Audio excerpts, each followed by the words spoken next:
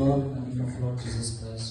క్రీస్తుపేట చేయించినందుకు వందనాలు చెల్లిస్తున్నాం. I will not take much time. I'll just need 5 minutes. I'll try to keep it short as possible. చాలా తక్కువ సమయంలో నేను ముగిస్తాను, ఎక్కువ సమయం తీసుకున్నాను. So last year I experienced God protection in my life in a way that I will never forget. నేను మరోలేని యొక్క సంఘటన గత నెలలో జరిగించున్నాను నా జీవితంలో. అది నేను ఈ యొక్క సమయాన మీతో పంచుకోవాలనుకుంటున్నాను. I was bitten by a snake, although it was non-poisonous snake, but at that time I was overwhelmed with fear. గత సంవత్సరంలో నాకు ఒక పాము కరిచి ఉంటున్నది. అయితే అది విషపూరితమైనది కాదు, కానీ అయితే ఏదైనప్పటికీ అది కొంచెం విషం ఉంటున్నది, కానీ అయితే యొక్క మందుల ద్వారా అది బాగా అయింది నాకు. But God was with me, guided me to get help and get me completely safe from that. ఆ యొక్క సంఘటన నుంచి దేవుడు నన్ను కాచి కాపాడాడు, ఎలాంటి ప్రమాదం లేకుండా. What could have been a terrifying situation, it became a reminder that His hand is always over me. దాన్ని బట్టి నేనేం గ్రహించానంటే దేవుని యొక్క కాపుదల, దేవుని యొక్క తోడు నా పట్ల ఉంటున్నదని నేను గ్రహించాను. And this year God saved me once again. ఈ సంవత్సరం మరలా గత 2 నెలల కిందట జరిగిన యొక్క సంఘటనలో దేవుడు నన్ను కాపాడాడు మరలా. Apparently I fell asleep while I was driving in German highways. German దేశంలో నేను కారు నడుపుతా నిద్రపోయాను నేను. Anyone who has driven in Germany knows some sections have no speed limits. జర్మన్లో ఆ యొక్క డ్రైవింగ్ దీంట్లో చూస్తే మనం ఆ యొక్క రోడ్లలో లిమిట్ అనేది ఉండదు, స్పీడ్ లిమిట్ అనేది ఉండదు.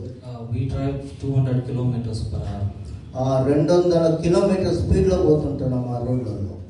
In those conditions, even a small second can mean difference between life and death. ఆ రోడ్లలో ఆ స్పీడ్లో కొంచెం ఎంత ఒక క్షణం నిర్లక్ష్యం చేసినా కూడా ఇంకా మరణిస్తారు. Yet somehow, by the grace of God, nothing happened. I woke up in time, unarmed and alive.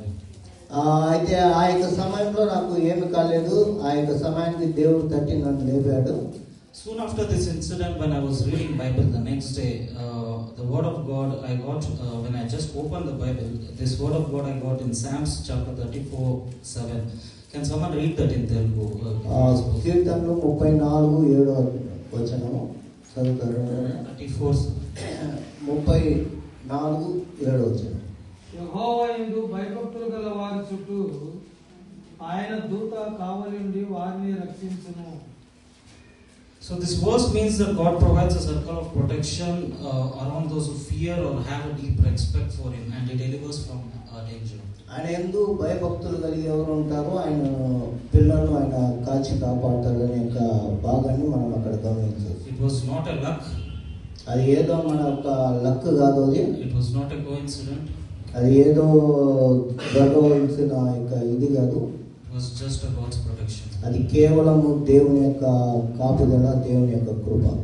This is a major turning point in my life. ఇది నా యొక్క జీవితంలో ఒక టర్నింగ్ పాయింట్, ఒక జీవితాన్ని మార్చుకునేదానికి దేవుడు ఒక అవకాశాన్ని ఇచ్చాడు. And I'm thankful beyond words. I give Him all glory. నేను మాటల చేత నేను వివరించలేను, అయితే దేవునికి మహిమ కలుగుగాక. Please continue to pray for me and my family back in Germany, my wife and my daughter.